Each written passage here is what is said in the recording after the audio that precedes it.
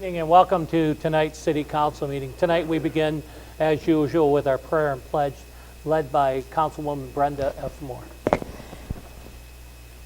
Gracious Heavenly Father, we come to you asking you to strengthen us through this meeting, Father. Father, we like to be governed according to your word, not our word. And Father, we ask that you take special prayers out to all of our workers and our city manager as well as our mayor. These things we ask in the mighty name of Jesus. Amen.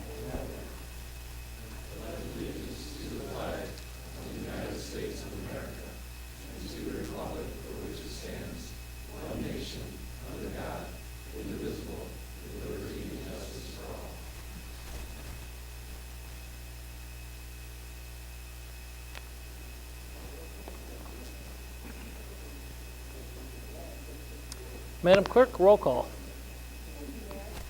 Councilmember Millen. Councilmember Tibbs. Councilmember Bench. Mayor Pro Tem Clark. Councilmember Moore. Councilmember Bryant. Councilmember Balls. Councilmember Humphreys. And Mayor Browning.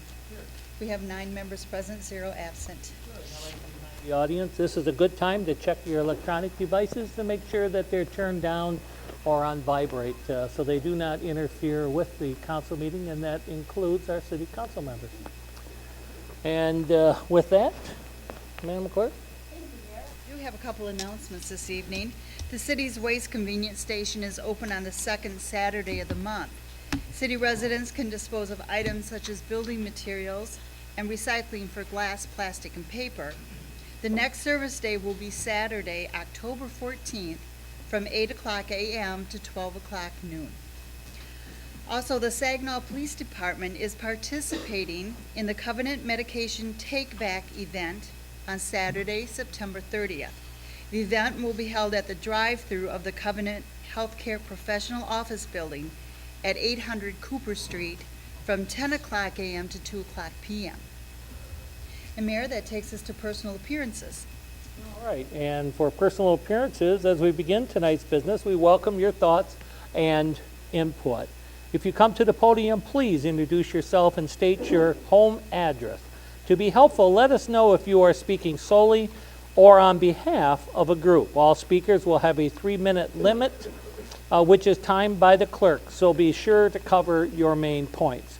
Hearing from the citizens we represent is very important to us. We ask that you speak slowly and clearly so that we don't miss what you have to say. Finally, since you are speaking as a representative of our citizens, we ask you to be courteous and respectful to the members of the public present, to the citizens watching SGTV, and to this council so that we can give serious consideration to your concerns. All follow-ups will be referred to the city staff. Madam Clerk. Thank you. Our first appearance tonight is Pastor Kervin Merrill. Do not see him. Our next speaker will be Coleman Shepherd. Hello. My name is Coleman Shepherd. I'm with Gander Ponics Incorporated. I'm at 1906 Clement Street, Flint, Michigan. I'm in the process of moving up here. The last time I was here during a council meeting is when you had 2 buildings that was demolition on Genesee and Washington. At that point, you had issued permits already for the demolition crew and you couldn't stop them. Right now, we have 700 East Genesee. You've had the parapet falling off the walls and it's going to be actually demolished, I believe. 800's already been condemned, so that's going to be demolished as well. There is a little building right behind there. It's on Weedick. It's right across from the police station. I talked to quite a few people, including the county treasurer or the tax assessor, and he says he's been inside that building and there's nothing wrong with that building. But I talked to the land bank and I know they control the interest of that building. I would like to, if I could, save that building to do an aquaponics venture there. I did have my bid in before the people that actually put the bid on that building, the front building and the back building. They're 2 separate parcels. They fell through right now. Mr. Miller says he's not going to sell anything, but I would like to say that because you have the Saginaw Basin that's actually planting wildflowers in the open surrounding areas that the land bank has. And to my understanding, they're not paying for that or whatever. They're just doing it for pollinators.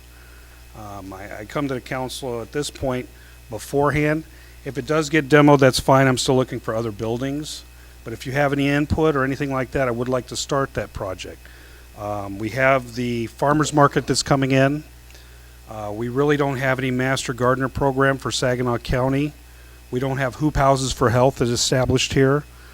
We can get more people involved in actually urban farming, taking an interest in the farmers market where they serve 1 day a week. If they own the property, the USDA will give them a loan for 5 years on a hoop house. So not only can they provide themselves with fruits and vegetables, but they can actually make a little extra money on the side too. I want to start that. I want to start it to where it's more agriculture based. I don't know, and I try to get a meeting with the mayor, where your focus is for the city.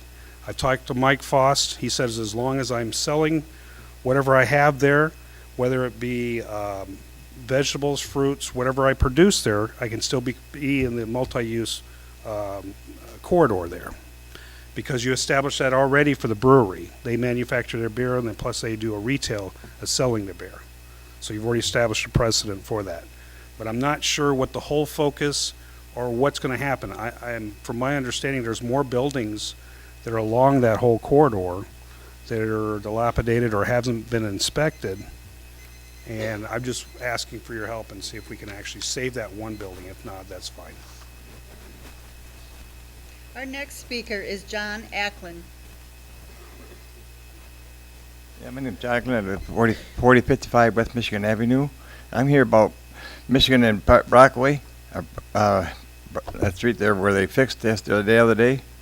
Why don't they fix Michigan? I said Brockway. They should have fixed Michigan first and then fixed Brockway. Because Michigan's worse than Brockway. Well, they should have been fixed first, Michigan. Because I can't even drive down that street. So bad. So I don't know. I seen went by there and I saw it was fixed. So I was, what the heck? That should be fixed. Michigan should have been fixed first. Okay, thank you.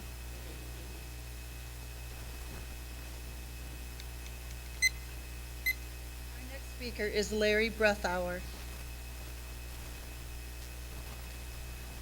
Hello, I'm the president of Friends of Hoyt Park, and I'm here today just to bring you guys up to speed on what's been going on at Hoyt Park. It's not sure everybody knows. Should check out our Friends of Hoyt Park Facebook page, and that'll fill you in on what we've done and going forward. We're in our 8th season of youth intercity baseball at Hoyt Park that runs from June to August. We have a YMCA in the spring that runs youth intercity baseball.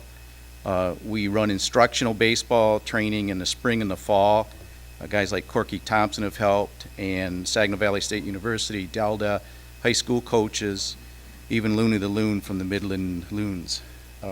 We hosted 4 state tournaments and an international youth softball and baseball tournament this year. We had 8 teams from Canada and from other states. Lots of revenue, good publicity for the city of Saginaw. And we have other events, but I don't have enough time to mention them all. We try and keep in touch with Michelle at First Ward Community Center, Steve at the YMCA, many local churches, Gary Dawkins, Patrice Bulliar. These are from other parks and centers. We try and know what they're doing, send people their way, then send people our way. We're loosely affiliated with Major League Baseball and their Major League Junior program for inner-city youth baseball. We're in Detroit Tigers Gloves for Kids and Equipment program. Team Tiger, we get some tickets once in a while through that program from the Tigers. We've actually entered one of their youth baseball tournaments down there and had clinics in Detroit Tiger Stadium for our youth in the inner city of Saginaw. I'm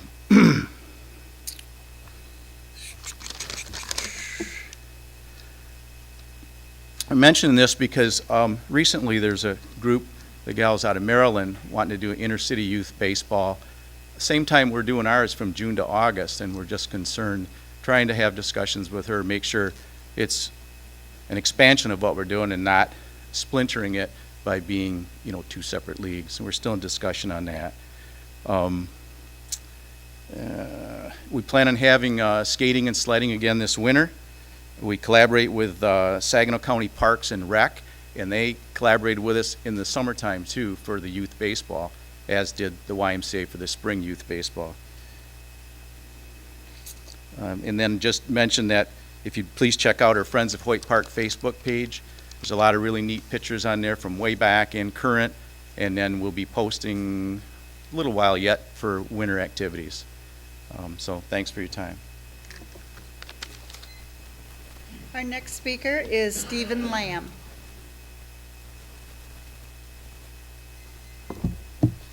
Good evening. I'm Stephen Lamb. I'm the labor liaison here in United Way of Saginaw County. Since 2006, local unions came together with the labor partnership through United Way to provide a service to help disabled persons to become self-sufficient and be able to leave their homes on their own, not dependent on anybody else to be able to get them out of the house. Project Independence was created at no cost to the homeowner. We have Carpenters Local 706. They build the modules. SVRC is a fiduciary of the project, and I write the grants for the money for the materials. On the 16th this month, we built 9 ramps in Saginaw County. 5 of those were here out of the city. The 10th one, we actually did the build today with the Saginaw Spirit. Since '06, we've been able to build over 100 ramps within our community. This year's Blitz build, our volunteers were Carpenters Local 706, CWA Nabet 54048, CWA Local 4108, UAW Local 699, 668, 467. We had IAFF Local 102, Mid-Michigan Area Labor Council, Next Year Engineers, MMR, Youth Protection Council, local restaurants, and Home Depot. This project continues to this project continues to be successful because of the support we receive through the foundations, volunteers, and the carpenters. Because of the carpenters, we're able to take these modules to site and assemble them in a matter of hours instead of days. And the volunteers on site see what they have done to make an impact in somebody's life within those matter of hours. Project Independence continues to grow and changes the lives of families here in our city and throughout Saginaw County. If it were not for the continued support from our labor unions and our community partners, we would not be able to give the disabled persons their freedom back. I just want to thank everybody for their continued support of helping people in our community through Project Independence. And if somebody ever needs a ramp, they can contact me at the United Way and I can get them an application and get them some help. Thank you. Mayor, you are now at remarks of council. Okay, and council members, just a reminder, a 5-minute limit on that. Tonight we begin with Councilwoman Brenda F. Moore. See all day. Good evening. I'd like to thank everyone that's here, and I'd like to thank our audience for watching. For our speakers, thank you so much. We don't know what's going on unless you come in front of us and tell us what's going on. And it's always nice to hear Mr. Larry from Friends of Hoyt Park. We need to get together. We just need to get together, okay? So I'm going to make sure I get with you. And for my young man, Mr. John, regarding the roads, I'm sure we're going to get to it. We don't have that money, but we're going to get to it. Just bear with us. If we can do it, we'll do it. Steve, thank you as always. We truly thank you and the laborers for building the ramps. I've seen them. Not good with a hammer, but I've seen them. So I just want to give you an update.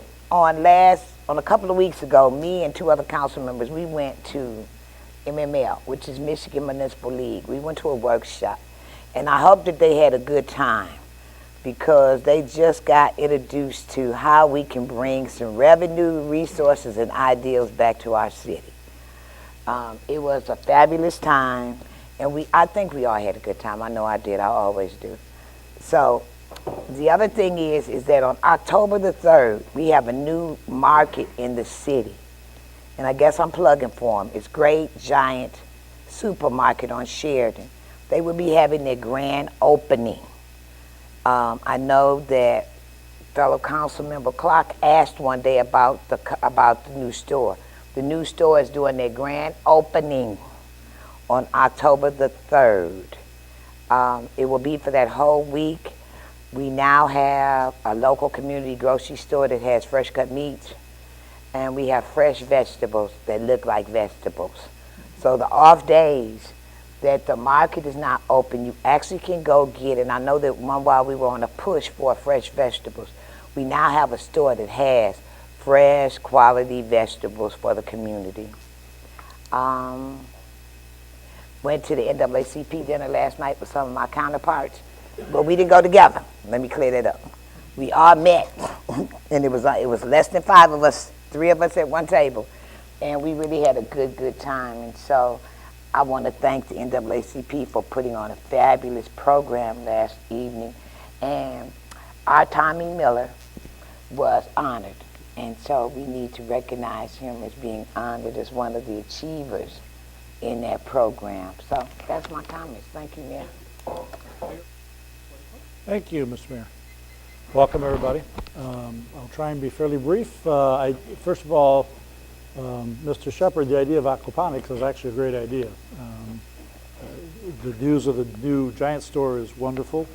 If we could complement it with aquaponics in the city, it'd be a win-win for everybody. So certainly I'm supportive of this kind of an adventure and entrepreneurship. I actually have a relative who does some of that, and he loves it, and it's really greatly appreciated, but it's in another city. So I do know it can be very successful. I wish you luck. You may need to follow up more with the land bank about that building. Certainly if there's a use for it, I would hope that they would consider leaving it for your use, especially if you're offering some kind of incentive to them to purchase the building. That would make sense to me. So I hope you're willing to do that, and I hope they're willing to listen. Mr. Breathauer, thank you. Where'd he go? There he is. Thank you for your update.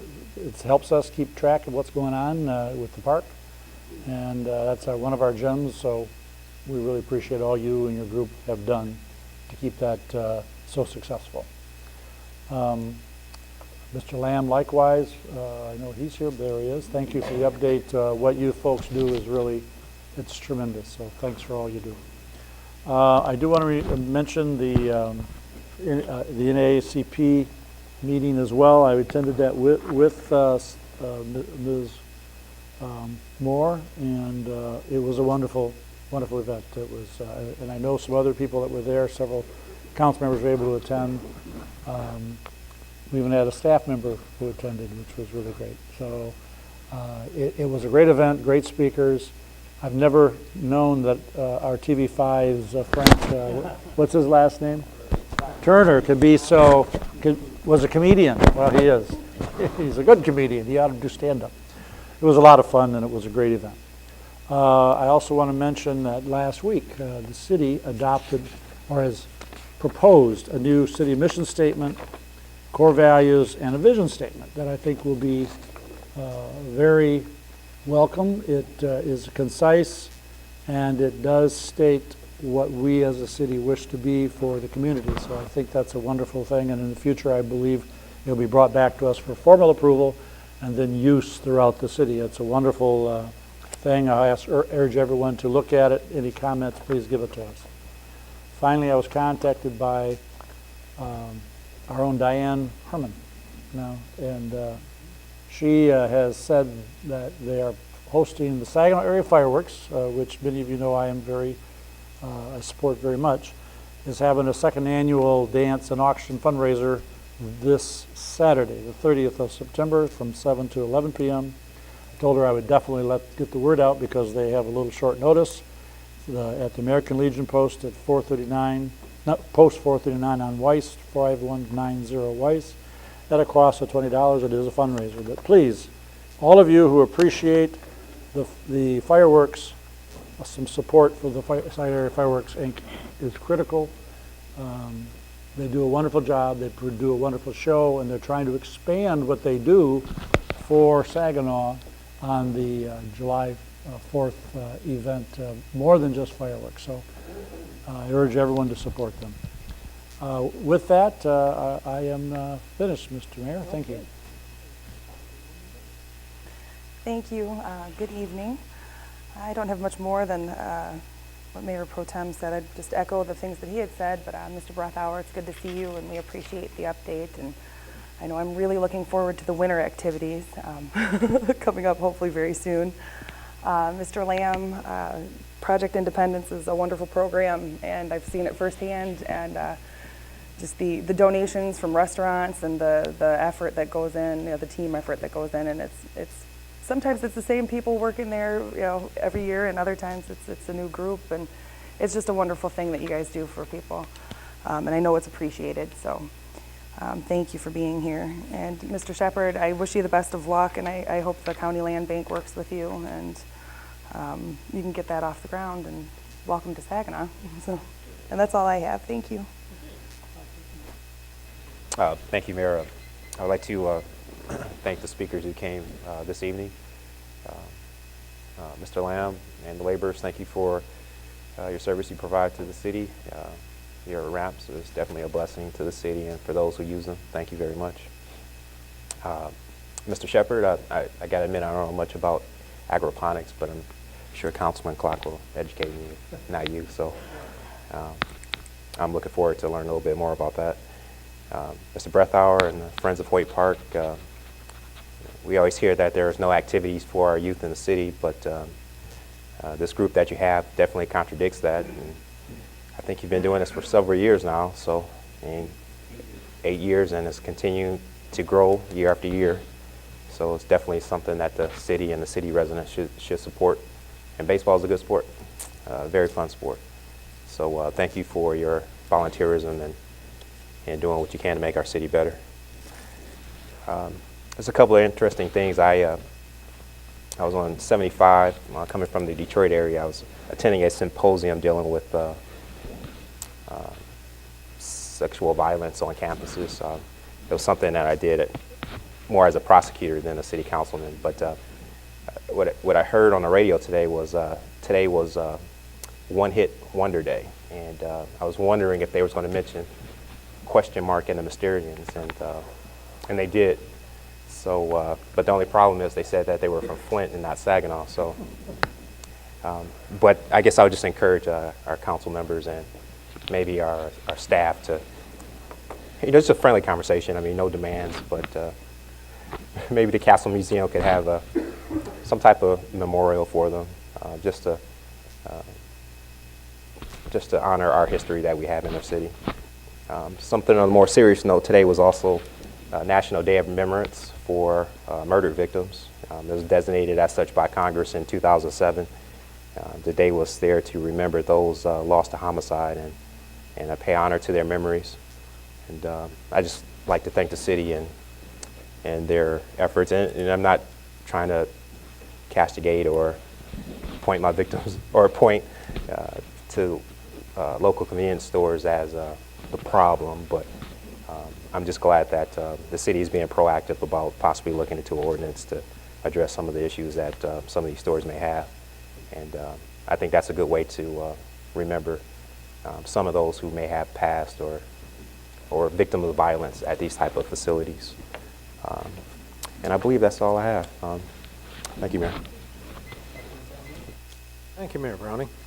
I wanted to begin my remarks tonight with sincere condolences to State Senator Ken Horn, his wife Veronica, and the parents of their grandchild who passed away in an accident this weekend.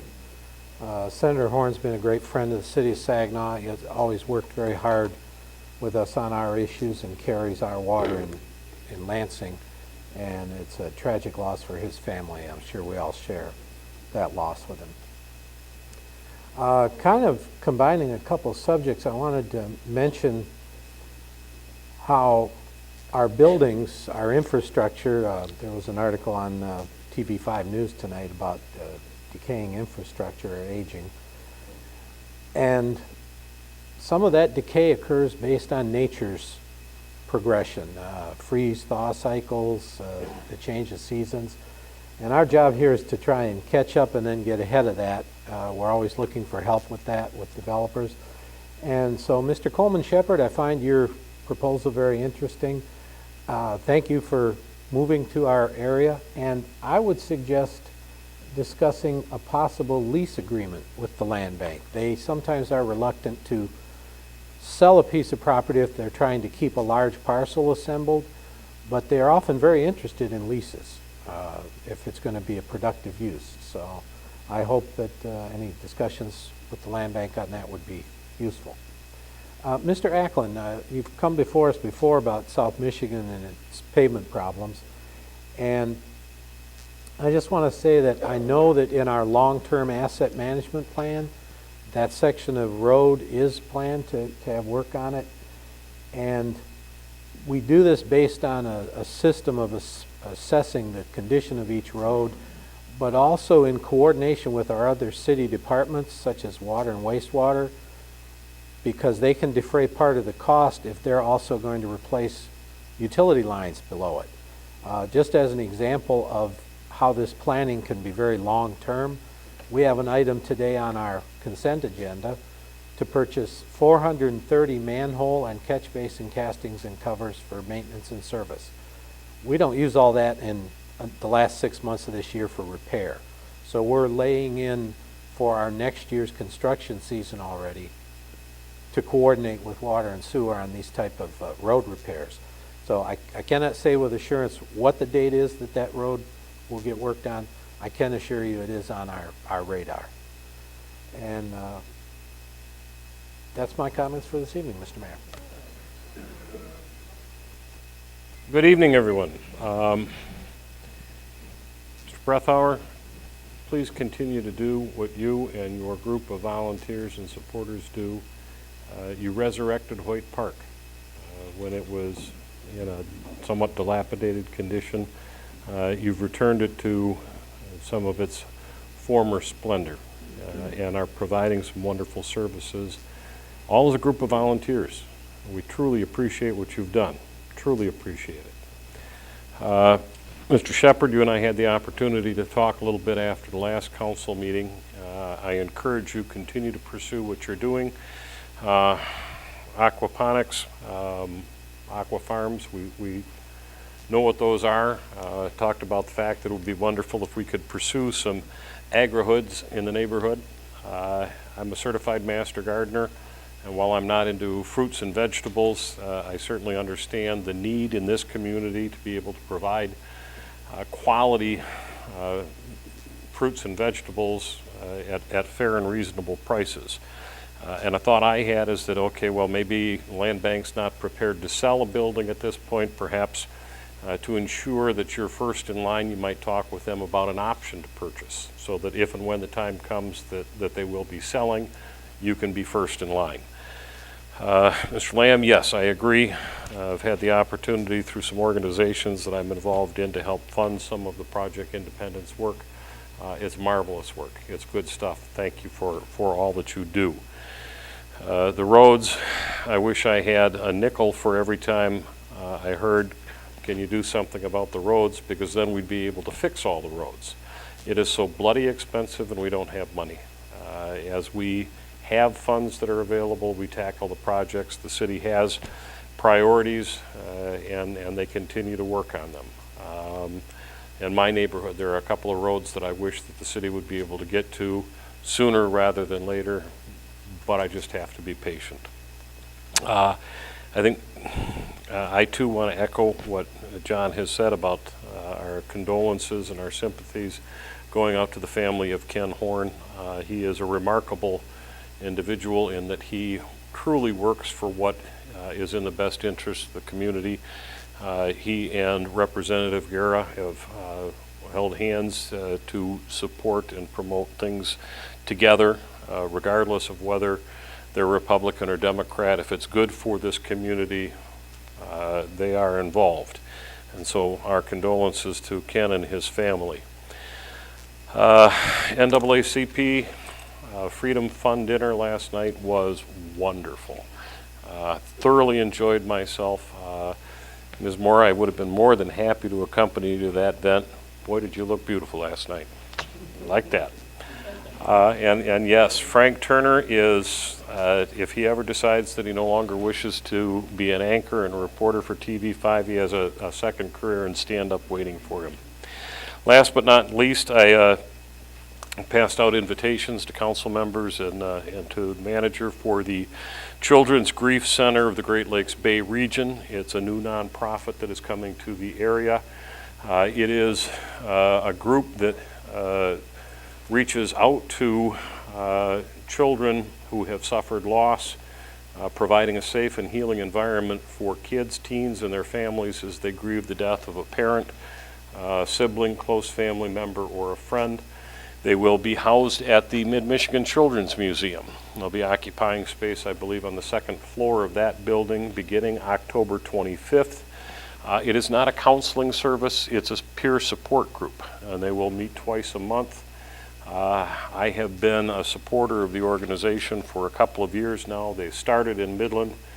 They have had many people come from Saginaw, go to Midland for what they have to offer. There is certainly enough of a need that they saw the opportunity to provide services here.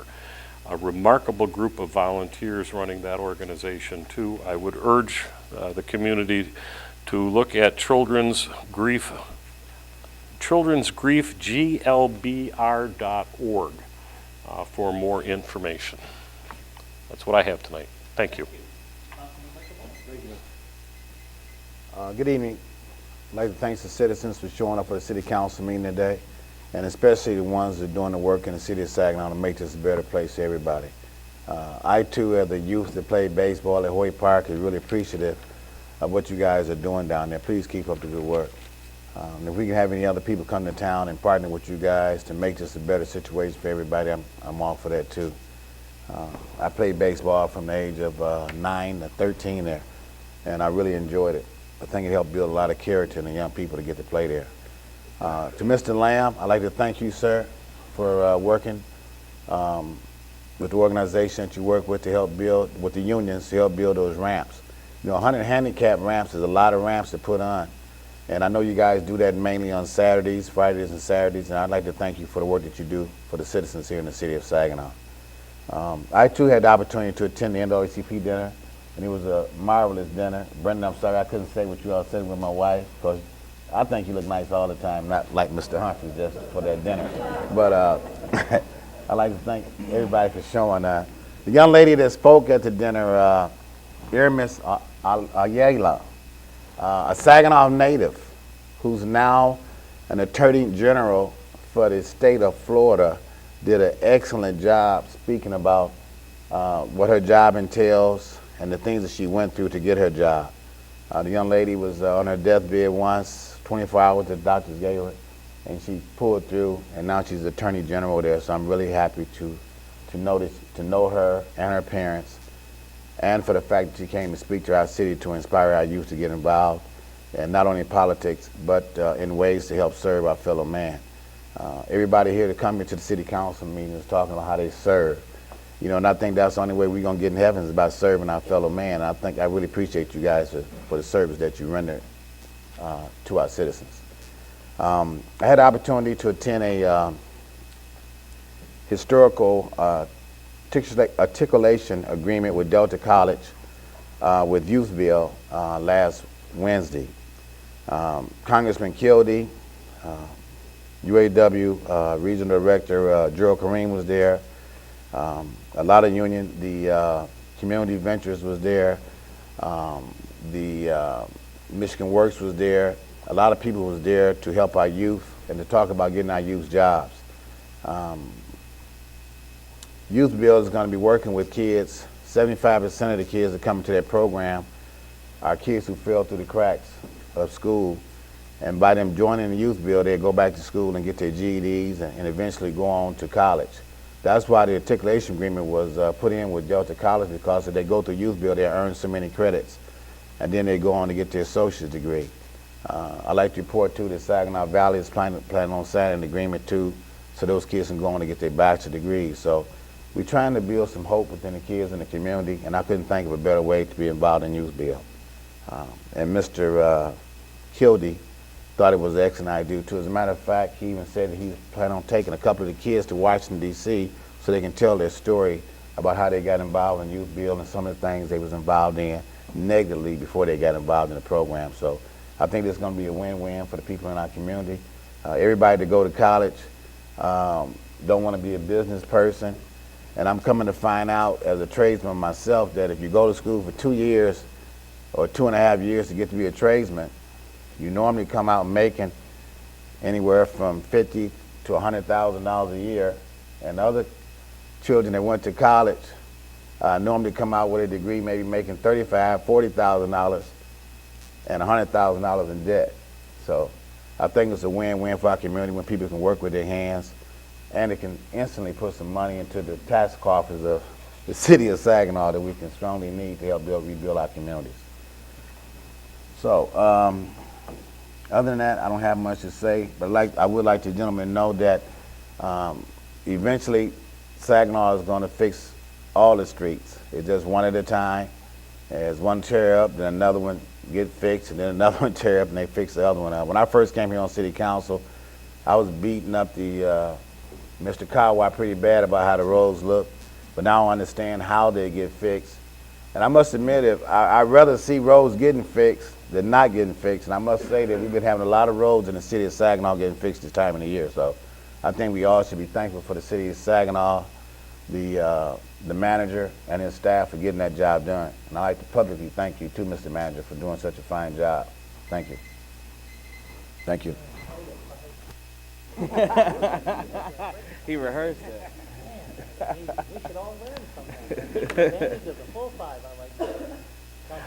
There's so much that's been covered, but I just want to acknowledge everybody and thank them for coming here tonight to City Council. Thank you, Mr. Shepard, for, and I want to welcome you to the City of Saginaw. If there's any kind of way, thank you for joining us tonight, letting us know your concerns. That's exactly what we need you to do. If we can work together on something, I think that would be great. Mr. Ackland, I know you're very involved in your neighborhood association, and I see you from time to time out in the community, and I tell you, I echo some of the sentiments that have been said here tonight. Some of the roads, they take a long time to get done, and they're very expensive. I know our road crews have done a good job in the streets department with all the different projects, but I know that is part of the improvement plan that we have going on, so hopefully we can address that sooner if possible. Mr. Lamb and Mr. Breathauer, you guys are just amazing for the work that you guys do in our community, and thank you. Like Councilman Humphrey says, please continue, because the work that you guys do is invaluable to our city. So thank you for giving us an update and for joining us here tonight. I did have the opportunity to attend the MML conference with Councilwoman Moore and Mayor Pro Tem Clark. We did have a phenomenal time, and we all were going around the city looking at how the roads were, looking at the flowers, and looking at just the possibilities. And for me, it was just so refreshing to really step aside and look at things, whether it's Cadillac or anywhere across our state. There's things that we can do here. There's some things that we can do. So I was glad to get some ideas and be with my colleagues and share that great experience. The NAACP banquet was amazing last night. Mr. Turner was awesome. He was hilarious. And also the speaker, a Saginaw native, she did a phenomenal job. After the MML conference, I did have a chance to go to Grand Rapids for 3 days with Michigan State University. I'm part of the Michigan Political Leadership Program with the Institute of Public Policy and Social Research, and we kind of took an in-depth look at the city of Grand Rapids and some of the things that they have been able to do. While they have some big partners, I don't think there's anything that really sets them aside. We got to tour a little bit of Art Prize, celebrating its 9th year, and that started with a small group of citizens, and they generate over 200,000 people. They bring them across the world to their community, and it really just started with 10 people who had a love for art and a love for their community. So really, we can do a lot here. So it was just a great couple weeks. So. Okay, well, thank you. And I'm not going to repeat everything all the other council members said, but thank you very much. All our speakers, thank you so much. Mr. Breathauer, now that summer's here, we can start over. It's 90 plus. Whoever thought that, in July we were shivering playing baseball, but now September's here and it is hot and even hotter. Whoever thought of that? I can't even imagine the outhouse races yet, but it'll come. It'll come. And so thank you to all our speakers for that and all the events that you attend. There's an awful lot of events, and we can't make all of them, but we make as many as we can. So thank you, council members, for involvement in the communities, and also connection with our jobs that you have in the communities and so forth. So I want to thank you for that. Delta College is having a series of 3 meetings, and I attended the first one the other day, and I think there's 2 more, and I don't know. I think one of them is tomorrow, the 26th. Mr. Manager, do you know the time for that one? There's 2 more, the 20, and then October 9th, I believe, is the 3rd one. So we have the October 7th. No, I'm sorry. I think it's 9th. So on the 26th, they're meeting at, if you guys will get that information for me, I appreciate that. I had a chance to speak there. They had a bus load of people from Delta College, professors and so forth. And so they asked me to make a few comments about the city, and I was excited about all the things coming in downtown. And then I was excited about the college being built, but I did warn their professors, if I was you, you're teaching a class downtown during the summer, I would not let my students go outside. And when I said that, our president of Delta College's jaw just dropped right down. She had no idea where I was going. And I simply said, if you let them go outside during the summer, in the evening, they're going to hear the music at Friday Night Live. They're going to smell the barbecue. And they are not going to go back to class. They're going to end up either at Huntington Park or over there at Friday Night Live. I mean, there's a lot of competition going on. And so I think they're going to not schedule Friday night classes maybe for that purpose, because there's so much going on downtown, and how exciting that is. Now, I know there's one tomorrow, and these are at the Castle Museum, and they're open to the public. They do a nice presentation on exactly what the building layout's going to be. You can see the 3 floors, what's on each of the floors, the programs they're offering, and it's just amazing what they are coming up with right here in Saginaw. So I know that there's 2 more. If you get a chance, please stop by one of those and just listen to their presentation. It's very, very rewarding for that. And Mr. Miller and I did a tag team for that down there, and we were just so excited about the things happening in Saginaw and those around us. So with that, Madam Clerk. Manager. I'll remind the manager that he has no time limit. Like the citizens and city council. So the meetings, there's one tomorrow in the Morley Room at the Castle Museum from 7 to 8 tomorrow night, and Monday, October 9th from 4 to 5. And those are open. I believe the last one was for faculty that you went to, Mayor. So these are both open to the public.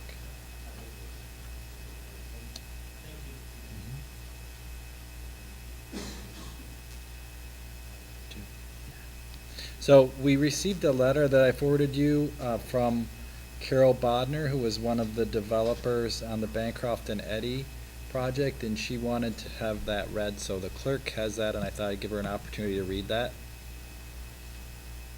Thank you, Mr. Manager. The City of Saginaw.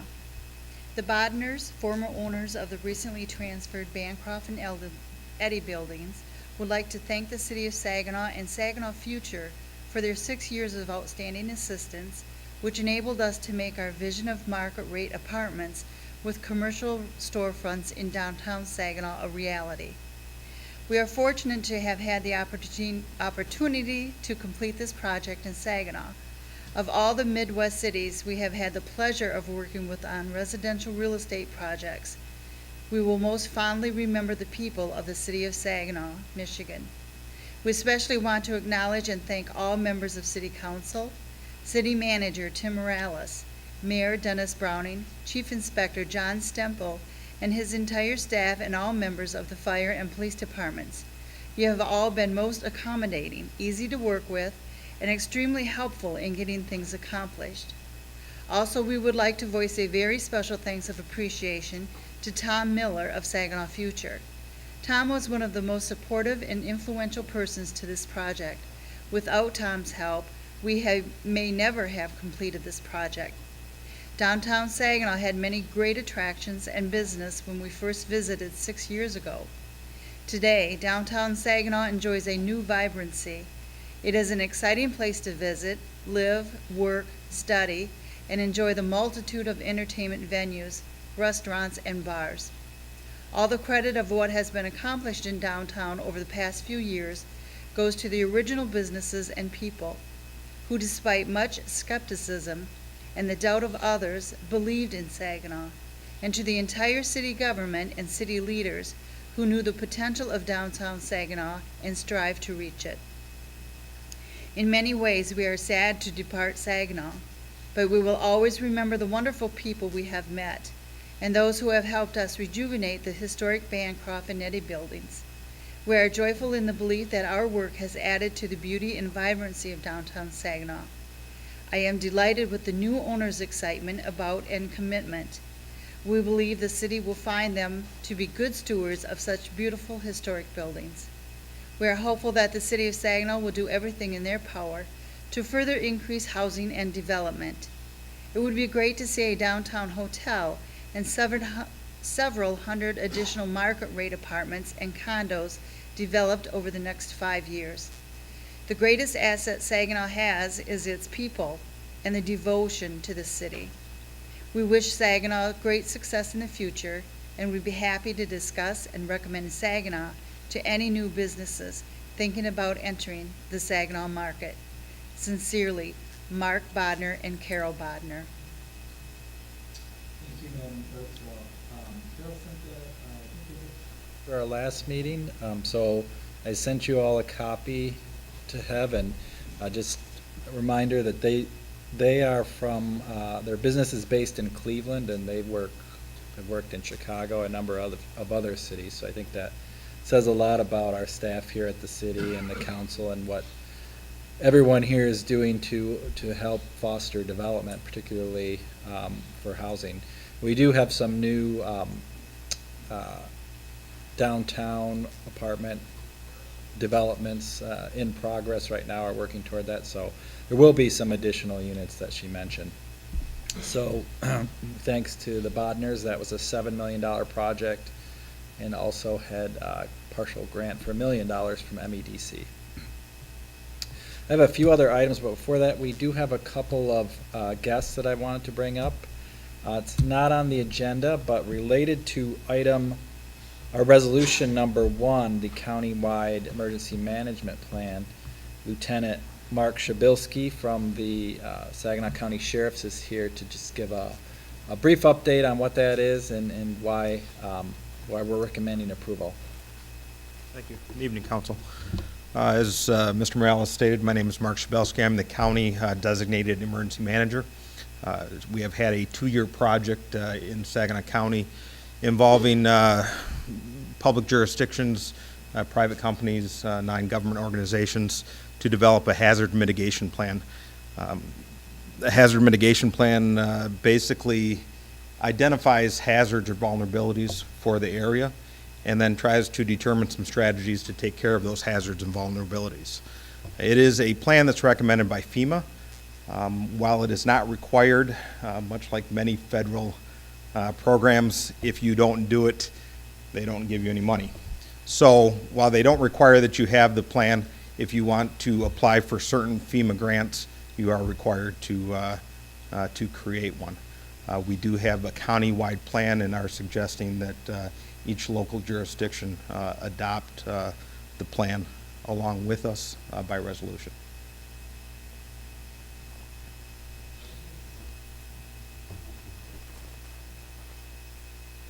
Reading our justification here on it, can you just give us a little idea when you say identifying a hazard, a risk, or a vulnerability, for instance, the existence of a chemical plant within the city limits and what the response would be to a problem there? What type of things? That could be certainly a hazard or a vulnerability. One of the ones we deal with in Saginaw County, whether it be the city or in the out-county area every year, in fact, several times a year, is flooding. So something we may look at for flooding mitigation would be building or increasing the size of levees in the out-county areas. Something that the city has done in the past is increase the size of stormwater retention basins. So those would be good local examples of hazard mitigation plans. I hate to try and pronounce it. Shabelsky. Shabelsky. I tried. Common spelling. Yeah, I've seen it. It is not common. Anyway, hi. In just now, it occurred to me, one of the issues I have with the use of our river and with safety for our hospitals is that we have 2 railroad bridges that obstruct travel on the river and go right next to 2 heavily populated hospitals and neighborhoods. The question I have is, does this plan address those bridges as a potential hazard and any way to mitigate or resolve that hazard? It does not address those bridges specifically, but you are not limited as a jurisdiction by only those hazards or vulnerabilities identified in the plan. So it is a 5-year plan, and certainly it's hard to look out 1 year, let alone 5 years. So simply by adopting the plan, it allows the city of Saginaw to identify future hazards or future vulnerabilities, and again, apply for federal money to attempt to mitigate those hazards. What would we need to do to add that to the plan as an act? I mean, it's clearly a risk, given what is transported on those tracks daily. What would be needed for us to ask that it be added to that plan as a mitigation issue? The plan is complete currently. Okay. And as I mentioned, it wouldn't necessarily have to be mentioned in the plan to qualify for funds. The federal government simply says you have to have a plan in place to apply for these funds. Would it make sense to even consider that issue? 5 years down the road, we'll be doing this again. Will that be something that would be worth considering long range to add it to the plan as a specific issue that needs to be addressed? Absolutely, and that's certainly a huge project if you're talking it would be. Bridges and moving railways. The progress or the process of creating the plan brought together individuals from all jurisdictions, and that would be certainly something that in 5 years, or actually probably 3.5 years when we start the process again, representatives from the city of Saginaw could certainly bring that up. That raises the next question. Is it only political jurisdictions that are involved in this, or, for example, were the hospitals invited to address their concerns? Political jurisdictions, local, county, city, villages, townships, were certainly all invited. Other community stakeholders, whether they be nonprofit or non-government organizations like the hospitals, Hemlock Semiconductor, there were several people that were involved in the development of the plan, or at least in the identification of the hazards. All right. I would hope that this would be put on the agenda for the future. I will make a note. Thank you. Any other thoughts on it? Thank you very much. Thank you. For the update.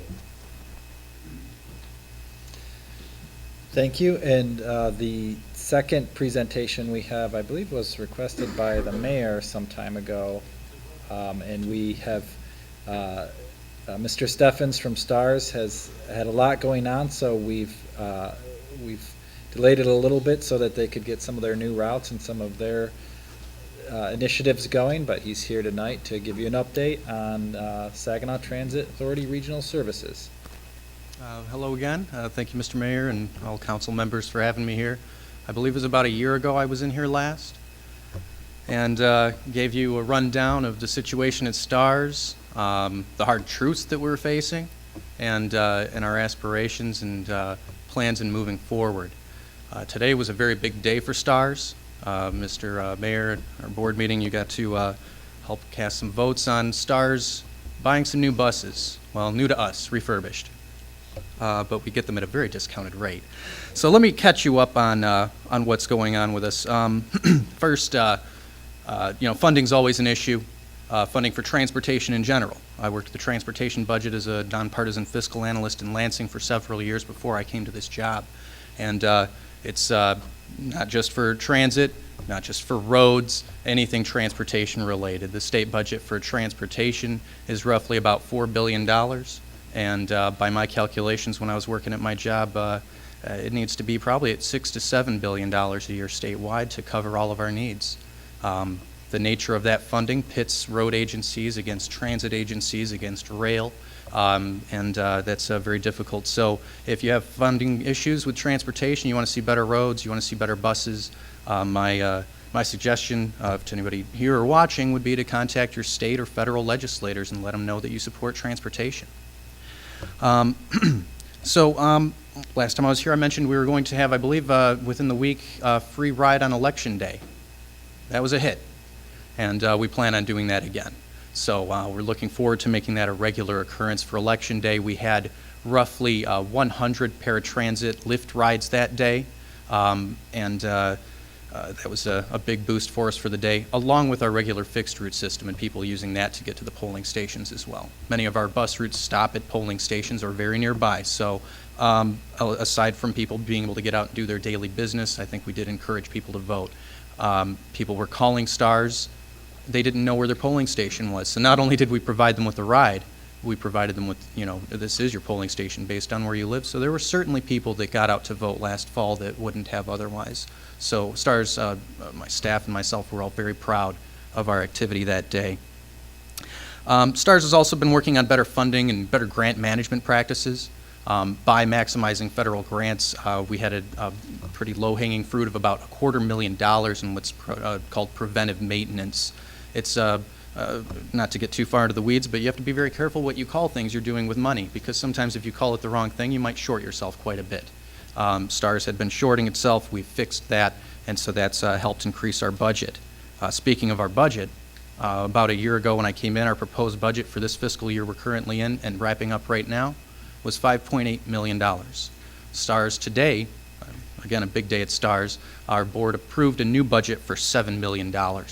In the past year we've increased the budget by over $1 million. That is mainly due to staff that we have taken on board. And we're paying for that. It's a balanced budget with new services that we're offering and public-private partnerships across the board. Saturdays, as I promised last year, we're here to stay, I believe were my words. They're still here, and we plan on continuing that and trying to extend that service. It does still end at 2 p.m., so it doesn't meet all the needs, but it's getting there. And we've come up with ways to fill in that gap. Our new route system that we just started August 21st, a 9-route system as opposed to the 7-route system that we were running before. That now runs until 9 p.m. instead of 7:20 p.m. That gives people in the evening a lot more opportunity to get around. It's something that we figured out that we could afford putting in those couple extra hours. The new route system runs on a 60-minute cycle instead of a 40-minute cycle. But the routes go up and down many times the same roads. We were looking at these long 40-minute loops around the city before. So if somebody had to catch a bus, you had to ride one route for about 40 minutes, jump on a transfer, you're riding up to 40 minutes on the other, that's up to 80 minutes transit time. Under the new system, most riders, even though people hear it's a 60-minute cycle, so they think, oh great, now it's going to take 2 hours. Not true. Oftentimes you can get down to our transit plaza from almost wherever you are in the city within about a half hour, and you can get out to where you need to go transferring there within about a half hour. For example, the Cardinal Express, our Route 9, that leaves our station, and about 15-20 minutes later it's down at the mall. We have right now 6 trips going to the mall per hour, 6 different stops between 3 different routes. That's going to change a little bit in the coming months, and I'll get to that. But nonetheless, the new route system is going very well. We're identifying problems with it. You can't change a 40-year-old system overnight and then expect that everything's going to work perfectly. So what I would ask anybody here or watching or council members, if you notice a problem with the system, please tell us. As Councilwoman Moore said earlier, we don't know if you don't tell us, and we need to hear these things, and we are listening. The STARS Express service is the last gap filler I see, and it's not perfect because perfection would be bus routes that's running all the time. We can't run them all the time. Stars Express is a 24/7 dial-a-ride service, demand response, for $5.25, $5.25 each way. You call a day ahead to schedule your ride, 907-4040. I'll plug that a couple more times. But you call 907-4040 to schedule your ride. You can call 24/7 as well. If you get a voicemail, leave a voicemail. We will call you back and set up the ride. Our phones have been ringing off the hook. We started this service in late July. We're booked up at capacity virtually all the time. So we do highly recommend you call a day in advance as early as possible to schedule that ride. There have been some great stories that will come out of it. I was just talking to Kathy Conklin from the Saginaw County Business Education Partnership. They had one of their clients, his shift changed by about a half hour for his work. And that gave him a scheduling problem in the morning that he had a kid that had to get off to school. He now didn't have time to get the kid to school. So he's sitting there going through the costs of daycare and what type of programs might be available. Are there neighbors nearby that can watch his kid? And Kathy said, wait, Stars Express is running. We can just, have your kid picked up at home and taken directly to school in the morning. That's $25 a week. Perfect. And those are the types of options we want to give Saginaw residents. So whether you're going to work at McDonald's at 4 o'clock in the morning, whether you need to get your teenager off to school in the morning and you can't get that ride over because you have work, maybe you need a ride to work yourself. Maybe you need to get to the doctor's. A million reasons, grocery shopping, but this can fill that gap. So again, 907-4040. And you do have some cards in front of you, and I have a box of them. If anybody wants, I'll make sure I leave them here for the Stars Express with the number. Also on the back, laying out our regular route times, our Lyft service, as well as Express, with the word options at the top. And I really like that, because that's a two-way street here, options. Options meaning we've got options in different services we provide. But also on the other side of that, options is in people in the city have more options now. They can get around in the evenings. You don't need a car. You don't need multiple cars at your house so that multiple family members can get to different jobs or school. Another big hit that we've had, we ran a pilot last year, the beginning of this year, last school year, with SVSU. You might have heard about it, the Nightline. The Nightline ran for 4 weeks. Sorry? The Nightline ran for 4 weeks. It was Thursday, Friday, Saturday night, and that connected from SVSU all the way down Bay to Old Town, and basically back up. It was an hour route, fully paid for by the Student Association at SVSU, SVSU itself, as well as Saginaw DDA and Kochville DDA. This is the type of model I'm looking for more services like this. I heard some criticisms from people that weren't paying attention on what the funding for Nightline came from, thinking that we were using city millage dollars for that. I want to make it clear to this council and everybody here, not a single city millage dollar goes into these types of projects. We get them fully paid for by the people that want to see those services happen. The Nightline is now looking to run 36 straight weeks through this entire school year. We've nailed down about half the funding, and the other half of the funding looks to be looking pretty good so far. And again, fully paid for. We're bringing students from SVSU that didn't even know what the businesses were or had even been to downtown or Old Town Saginaw. This route now runs from SVSU down through the Tittabawassee corridor, down 675, comes out by the Dow, Bancroft, Old Town, back up Bay by White's, Baywood, Stardust, Meyer, going in and out from Meyer, so students also have access to shop there, and the movie theater. So there's quite a few different options on this route, very targeted towards students, but general fare on this, $1.50, anyone can get on and ride. So it is not just for students. And we've already seen pretty good ridership so far. The second weekend we had 83 riders, and that was with virtually no marketing. As this year continues, I expect that to keep amping up. Another partner that we've had, Omni Academy out in Carlton. Needed transportation for students in the morning. They are paying for that transportation, and Stars is now providing it. So there are kids in Saginaw, in the city, that school of choice going over to Carlton, that's paid for now. And rather than have to take a bus and have a safety hazard of them walking another half mile to a mile down the road, or the school having to get a shuttle just for that part of the trip, Stars is now just completing the trip at that extra cost. Again, no city millage dollars going to that, so we're very careful about that. Starting October 1st, I was recently reached out to by a company in Pigeon, Michigan. This one was sitting right under my nose. Maybe some of you are aware, I did not know how many Saginaw residents travel so far for employment. But a steel mill out in Pigeon contacted me, and they're looking for having a bus run out there and back. So we're setting that up right now. Out of the 500 people employed at this plant, about 100 are Saginaw residents, and right off the bat, 60 of them were interested in this program. 3 shifts, 5 to 6 days a week, year-round. So that's a big deal, and that only opened our eyes up to how many other businesses out that way are struggling and need to make sure that they get employment. We have people here that need jobs, and if there are people out in other places, businesses that need employees, we need to connect them, and that's exactly what our role is. Yes? Oh, that is being fully paid for by the employer. Yes. There's no tax dollars, there's no subsidy from STARS. It's simply that employer who's picking up that total cost. Yep, and how we calculate that is we look at the labor costs. We look at the labor cost, fringe benefits, average maintenance on the vehicle, fuel costs, overhead, electricity, different things like that, all kind of factor in, managerial. And we put a price tag on that per hour. As long as we're paid for it, we're happy. I don't have to make a profit, we just have to make sure we're paying for the job that we're doing and balancing our budget. And that's the most I think that we can ask right now. We just also, at STARS, passed a new union contract that's good for 3 years, and I'm very happy to say we have more competitive wages. STARS is virtually almost always hiring drivers at this point. We are looking for a mechanic, so if anybody out there knows a mechanic or is a mechanic that's looking for employment, please call STARS and let us know, because we need good people. On that note, about a year ago when I came in, we had about 55 employees at STARS.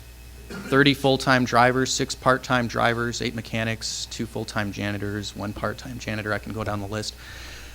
55 employees now, we're at about 80.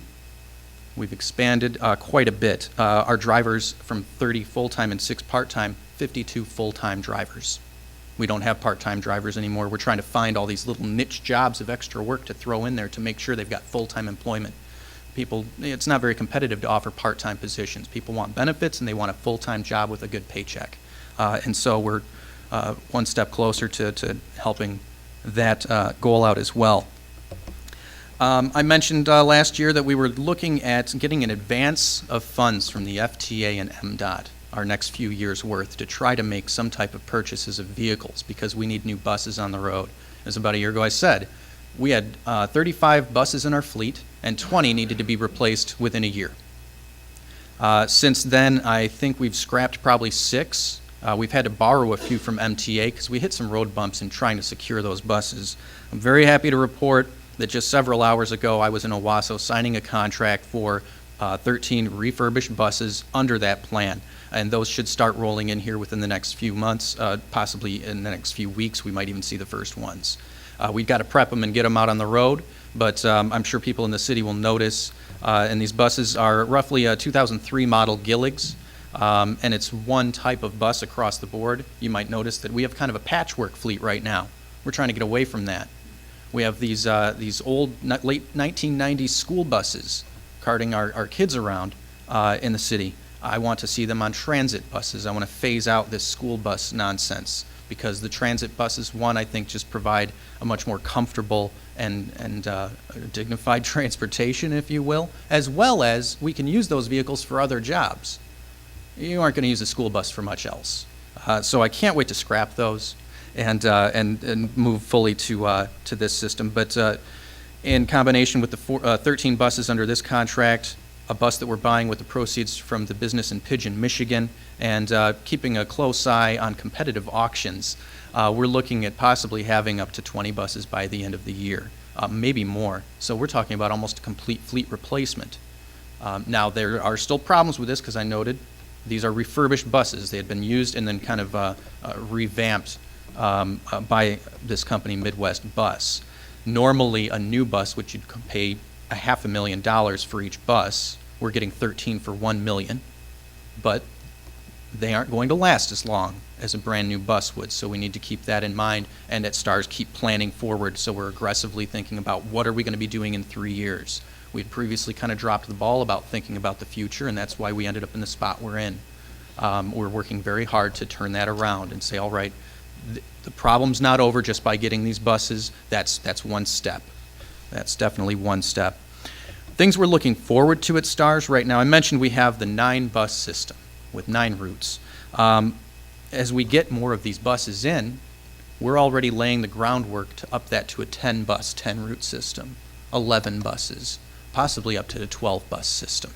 Where those routes go, we're not exactly sure, but I can tell you right now that the first add-on high on our radar, Covenant Mackinac, access to that, the Kroger in down Dixie Highway that's still open, that one as well. When we designed this system, we wanted to ensure that a few things. One, people had actually quicker transit times. Better access to groceries was a huge one, and so that's why Kroger is so high up on my list. My method for gauging whether or not we were successful when talking to my planners was I want to point at a spot in this map and you show me that I can get to a grocery store and get my ice cream home before it melts.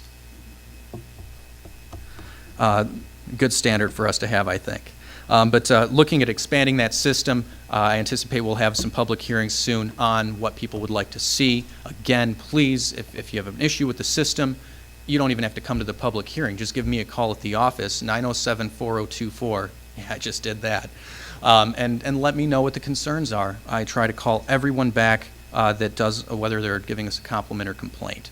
I met this summer with township managers from Kochville, Carlton, Saginaw Township, Beevy, Bridgeport, Frankenmuth, and City of Frankenmuth, and Village of, Birch Run. The goal there was to see about regional transit. Right now, although regional's in our name, Saginaw Transit is not truly a regional transit authority. We are a city transit authority. We're city funded, and that's how we operate. The idea here is taking STARS Express, a 24/7 service, although we had this meeting before that existed, taking that STARS Express and expanding it out to all of those townships that I just mentioned and the city and village. But we need funding from them. So the ask was put out there. We put a price tag on what the total cost of doing that would be. I put a price tag on how much STARS would go to seek out in private or public partnerships to try to fill that. It was $1 million total. If STARS can come up with $500,000, can the townships come up with $500,000 as well, and we look at something more robust. Whether that comes in the form of millage, whether it comes in the form of general fund, I don't know. I do sympathize with the townships that everybody's strapped for cash. Revenue sharing is always abysmal. Funding options are constantly decreasing. So we do have to be creative, and that's why I did not approach them saying, here's the whole price tag, swallow that. Saying, no, we can work with everybody here. Speaking of millages, our millage will be up for renewal next year. We'll look at that internally at STARS and see what the needs are and what our ask would be. So just a heads up there. That is something that we're going to have to keep in our minds moving forward in the next year. Should we start looking at some type of millage support from the townships as well, that's great, but keep in mind then we have patchwork millage scenario, where every year possibly we're going out to a different area to look at passing a millage. This is a necessary evil, I think, on getting to the county-wide goal. We can't go county-wide yet. We do not have the support, we don't have the infrastructure, we don't have the finances to do it. But in several years, that might change, and it all depends on how we are doing our business now and building the confidence of the community in our bus system. So I'm very optimistic about us moving forward, and I think going off smaller bite by smaller bite is the way to go. I think it's realistic. Another thing we're looking forward to at STARS is a model that Flint MTA recently started, same-day non-emergency medical services. If you're a client with, say, DHS or possibly of a patient of a certain hospital that participates in the program out in Flint, you can make a phone call and within 30 minutes have somebody pick you up in a passenger vehicle and take you to your doctor appointment. This is a help for the healthcare providers who in some cases are paying up to $600 for an ambulance to take somebody to the doctor, or a private company that might charge $100 or more. And And that type of service is something that we could look at taking more region-wide here, even without support from the surrounding area, because it's self-sustaining, so I would not have to put any city millage dollars into the operation of that program. It'd be a very separate program from, say, our Lyft or Express. Different division completely, different business model. And that's something that we're very excited about. Flint's been working on it for 3 years, and they started the program in its current form about a year ago in September. So we, being their good neighbors, are in the fortunate spot of being able to capitalize on their 3 years of research and possibly look at something once we get the infrastructure in place for something like this and executing it in just a few months. That type of service would be, I think, amazing to the area, especially with the medical services that people want to get into Saginaw for. Another looking forward to bit is Frankenmuth in connection with them for jobs. I've been in talk with some businesses there, and we want to see about getting some route down to Frankenmuth. Again, that would come from dollars being paid for outside the city millage, but it would very much help, I think, people in Saginaw. Some Frankenmuth job providers require that you prove that you have transportation for them to hire you. Well, if we have something running down to Frankenmuth as far as Saginaw Transit goes, by virtue of living in the city of Saginaw, you'd arguably have guaranteed transportation and then should be able to get employment at places like that have that restriction. And they have those restrictions justifiably so, because if you're running a business and you have people dropping off constantly because they can't make it to work, I don't blame them for having to put up that type of requirement. I just hope that we can help people get through that, and if there's a barrier there, break that barrier. All of these are elements, these different programs, Nightline and all this, toward securing support for countywide service. So I hope that everybody understands that, again, we're just taking these little baby steps, but it's part of a bigger picture. The Nightline isn't just about getting students out to bars or restaurants. The Nightline is about building confidence in the students at SVSU. It's about teaching them how to ride a bus, as simple as that sounds. There are students out there that don't even understand the principles behind it. Where do I pay the fare? How do the stops work? Different things like that. And eventually getting SVSU to participate in funding of STARS, getting Delta to participate in funding of STARS. Outside our federal and state dollars, the only funding that we receive, aside from our little partnerships that we keep doing here, are the city millage dollars. So those are very appreciated and absolutely needed. If the city millage was at risk, STARS would certainly go under. It's a good chunk of our budget. Again, I mentioned the funding from Delta and SVSU. My ideal scenario, and this is something that I keep pushing, is a transportation administrative fee put on each student's tuition bill for the semester. Something as simple as $15 to $25 per student could generate up to $500,000 for various transit agencies in the area. That's something we could split with Bay Metro, Midland, County Connection. So these are ideas that we need to instill in the students and get them pumped for it. One of the great things about the Nightline is the Student Association funded a good chunk of that. That's the students themselves talking. We get those same students to say, we want more bus service. Let's put a little bit of money into STARS. And just as well, Delta, we have heard some issues about a Delta College in our service there. We were running what was called the Regional Education Line, and that went from Ricker Center to SVSU, out to Delta, and back. It was an 80-minute trek, and it was greatly, very, very costly to STARS. When we ran that, when Blue Lakes Charter was covering it, it cost about $250,000 a year. When STARS started covering it on its own, it was about $125,000 to $150,000 a year. But that line was only funded by the fare box revenue that the passengers were paying. We kept it open last year, even though SVSU and Delta declined to participate in funding, because by the time I got to STARS, students had already set their schedules for the school year. So, and I've not been quiet about this or tried to hide it from anybody, STARS ate it last year. We paid for that line for the service for these two schools. And at the very beginning of this summer, at the end of the last school year, I said, we cannot do that again. We need that bus for this 9-bus system. It is very important that students have access to Delta College. But Delta College is in another county, and we aren't even a county-wide service. If I'm sitting here saying to you about the city millage dollars and very careful to point out when they aren't being used, if I'm going out to the townships and I get criticism for it, what kind of criticism is lodged against STARS for going into another county? We are not able to get student counts on how many they would need for the service. I have put an offer on the table to Delta College that STARS can provide after the Bay Metro service ends, which does service Delta. After the Bay Metro service ends, that STARS could make one trip out there and pick up the kids who are going to night school, or not say kids, students who are going to night school, and then bring them back for a set amount at cost for the year. So that offer is on the table. If you're a student at Delta, I highly recommend that you call Delta and you tell them that you support STARS and that you would like to see a better funding for transit. But for now, our routes were designed, this new 9-route system, to connect with Bay Metro at SVSU. That's a junction.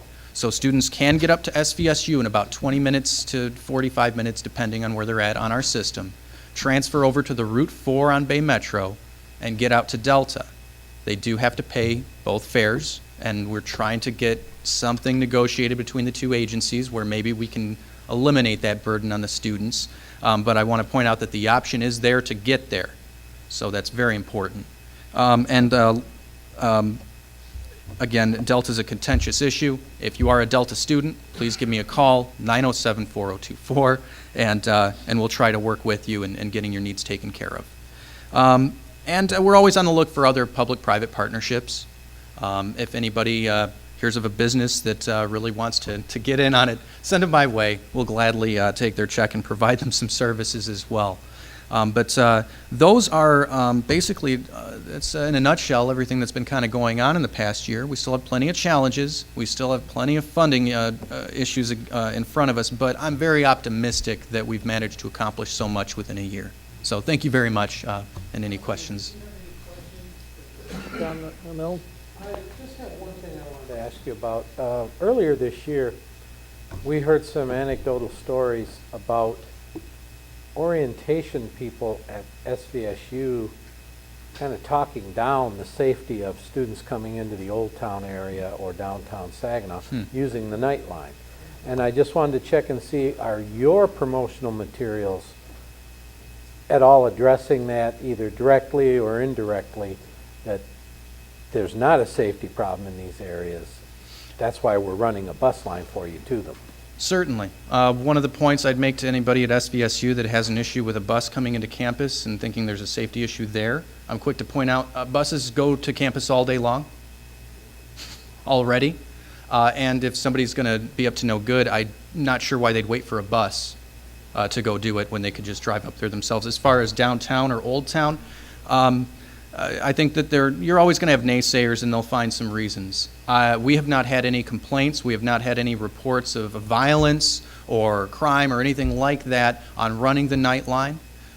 We only had one complaint in the pilot operation, and that complaint, without going into detail on it, was unfounded and very, very prejudiced. But beyond that, the night line is a huge success. That's why we're running it again. If there was a safety concern, we would not be running that bus. But Saginaw, I'd say, is a lot safer than people might think, and plenty safer than I think some of the SVSU students who haven't been down here might suspect. Well, that's what we're hoping you can stress in some ways, is to change that perception. That's a and good as you point. say, if you're running the bus, it's because you know it's safe. Mm-hmm. Yeah, we'll certainly harp on that point. First of all, I'd like to thank you, sir. I've seen a tremendous change. The nightlight, I just need to know about that. Is that an hour circular thing too, or is it a certain designated time? It's an hour loop. It starts at SVSU at 9 p.m. on Thursday nights and Friday, Saturday nights. And the last drop-off at SVSU is at 2 a.m. No, I'm saying, is it a 30-minute or hour? 1 hour. So 9 o'clock it leaves SVSU. By 10 o'clock it's back up there, and so on all the way through the night. Okay. But I want to thank you, and I think that you're doing an excellent job. And I thank you, Mayor, for bringing it. Well, thank you very much. Santo, if I could remind you that it was about 2 years ago that we got the call from FDA saying that STARS was about 2 weeks away from shutting its doors. It was in that bad a shape. And working with FTA, it was strongly recommended that we work with Mr. Ed Bennings out of MTA And the MTA Board of Directors approved of Mr. Ed Bennings coming up here and giving us a hand and really, really turning this around. Not only did Mr. Ed Bennings come up here and turn this around, but he brought Mr. Glenn Steffens on board. He said, this is the young man you need to hire for that position there. And I can say that last meeting at Stars was one of a little emotion because Mr. Ed Bennings said goodbye. And he's still down in MTA, but he sees no need. And we are meeting all the federal requirements far and beyond.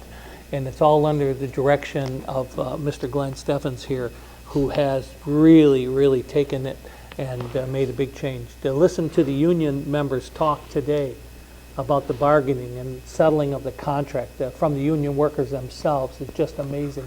And so I want to give kudos out to the Mr. Steffens here and to the rest of the board of directors on Stars who have stuck with this and took one that was sinking, and now this has got we're not above water no more. We're making headway, and this is the result of it. So I'm glad. If his phone, anytime you need anything or any questions, please give Mr. Steffens a call anytime. Question?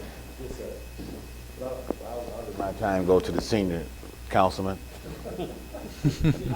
I'm newer on this council than you are. Just two quick questions. You said half the funding is available for the Nightline. How much more do you need, and where are you going to get it? The Nightline total cost that we calculate for running it through the entire school year is about $54,000 to Stars. So far, we have about $25,000 nailed down that's committed.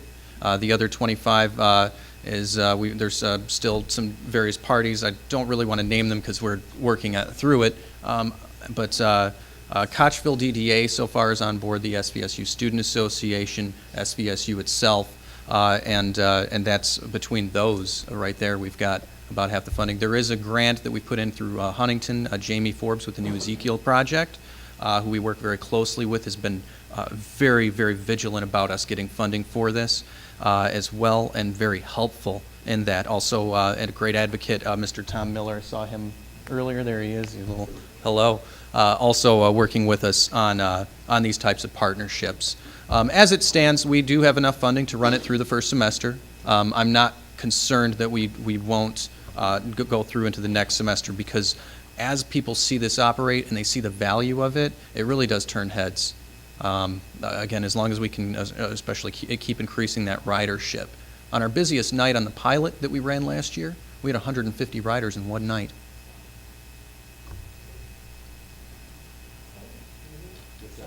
I'd like to thank you, Mr. Steffens, for doing with the bus service. Do we have a county tax that goes towards the bus service? No, we do not have any county funding, no additional funding outside federal and state from the government, except for the city millage. Don't, it seems to me like the county should be paying for this just as well as the city should be paying for it. If we're taking the citizens out of the city of Saginaw and taking them out in the township should be doing it too. Do the township DDA help out with this? Or the chamber? As far as the Nightline, we are getting funding from Kochville DDA. We had it from Saginaw DDA, hope to again. Saginaw Township? Saginaw City DDA. How about Saginaw Township? But as far as Saginaw Township, they have not participated. We have not received any funding from the townships directly, save the Kochville DDA. But for the non-DDA municipal governments surrounding us, no, we have not received any funding. Well, it seems like we should be advocating that they help supply some funds to it too, because if we, like I said, we taking people out of the city of Saginaw and taking them to the township to spend their money, it seems like they should be putting money back into the city of Saginaw to take our citizens out there. And I think maybe we need to work that angle, or get your board to work that angle. Certainly. Thank you for that. Or maybe we should have a township, a county-wide tax instead of just a city tax too. So, that's my thoughts. And if you could get with any of the county commissioners and convince them of that, that's where it has to start. The county commissioners have to approve a countywide mission. And we do have one county commissioner who serves as our chairman, but the rest of the county commissioners, we need to have discussion with them. And we could help do that. There you go. I would also mention that STARS needs to build up its infrastructure before we could tackle Yeah. going countywide. Yeah. We simply don't have the resources We right need to now be to ready. do that. Yep. But we do have the resources to extend into that ring around the city that I mentioned before. And so that's why we're aiming for that, because that's what we can get. We don't want to overreach and overextend ourselves, because the second you pull back a service that you started up, you lose the faith of the community.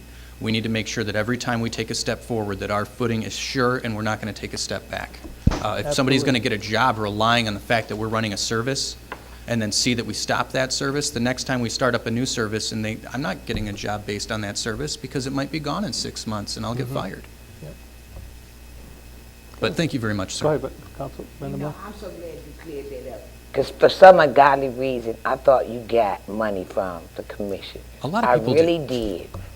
I just thought that they had money in the budget for us. But thank yeah. you so much for sharing. Yeah, that. certainly. And something I always tell people in the townships, because we do get a lot of calls at STARS, can you come pick me up with STARS Express out at whatever address, maybe it's out in the township somewhere. If we don't service that area, well, we tell them, please contact your township manager and tell them you support STARS and funding STARS to come out to your area. That's the most effective thing. If the township governments do not hear it, again, kind of off of your thought earlier, if nobody's telling them, they don't know. And when I met with the township managers, some of them flat out said, nobody asks us about STARS servicing our area. My answer to them is, that's because they're calling me. Thank you very much. Thank you.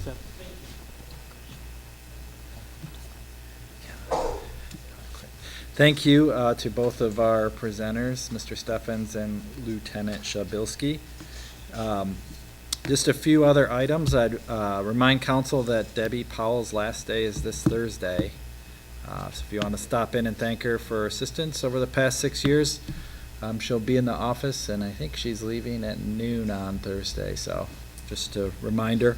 The citywide neighborhood meeting is this Thursday. It's a little bit of a change than what you might have. It's Northwest Neighborhood Association is the host, but it is being held at Fire Station 1, 801 Federal at 5:30 this Thursday. The main topic will be arson watch. And a few council members mentioned, but I'd also mention that Tom Miller Jr. was presented with a 2017 Young Professional Achievement Recognition Award from the NAACP at the Freedom Fund banquet this past Sunday. The award is presented to individuals who have demonstrated substantive professional achievement with respect to their profession and are making significant contributions in leadership towards the cause of justice, equality, and diversity in the region. So thanks to Tom for all his work, and congratulations. He's been giving a few presentations to NAACP, and I think he's going to continue that on a fairly regular basis with Joanne Crary as well. And I would also like to let council know that I'm happy to report that Vickie Davis has accepted the position of executive assistant to the city manager. So she'll begin her new role Friday.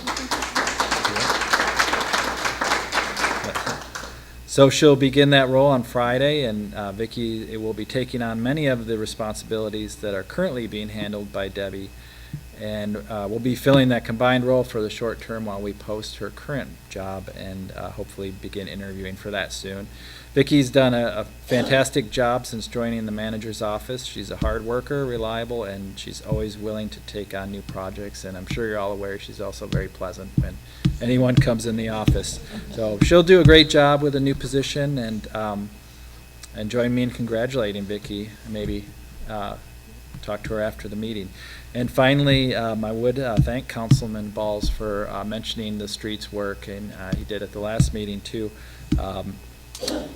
Public Services has done a great job, and Phil's been really open with the streets foreman and the streets crews, and they've taken a lot of initiative and have begun doing more work, I think last year, in servicing the streets. So a lot of the work being done is done by our crews, and some of it's done by contractors. So I think it's a great balance and allows us to use the funds as best we can and get the most bang for our buck. So thanks to Councilman Balls and also the rest of council. I'd point out that all the council members we have now, I think, are interested in learning about the city, so we appreciate that. When you have questions, you contact us and want to learn about stuff. So we're glad that you do that, and anytime you have any questions about the budget or how operations are going, just don't hesitate to contact us, and if I don't have the answer, put you in contact with the right people. So and with that, that concludes the management update.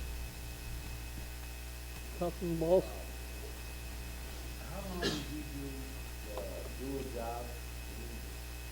Another job you was doing? Years or so. Vibrate through the room in case somebody else need to hear that. Vickie.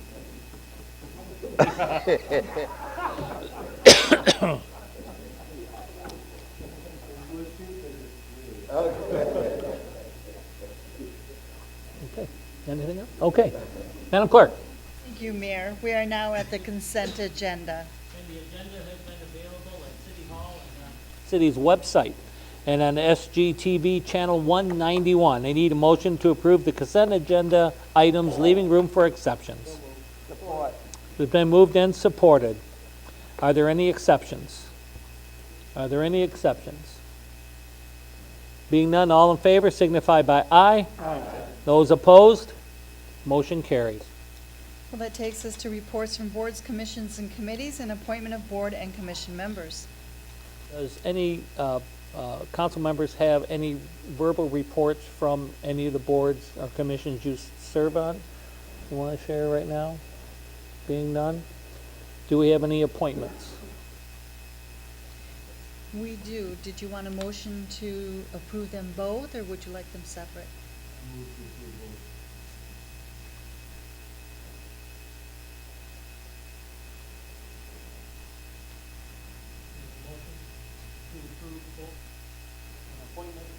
Reappointment before the board here. All in favor signify by aye. Aye. Those opposed, motion carries. We are now at resolutions. We have one this evening.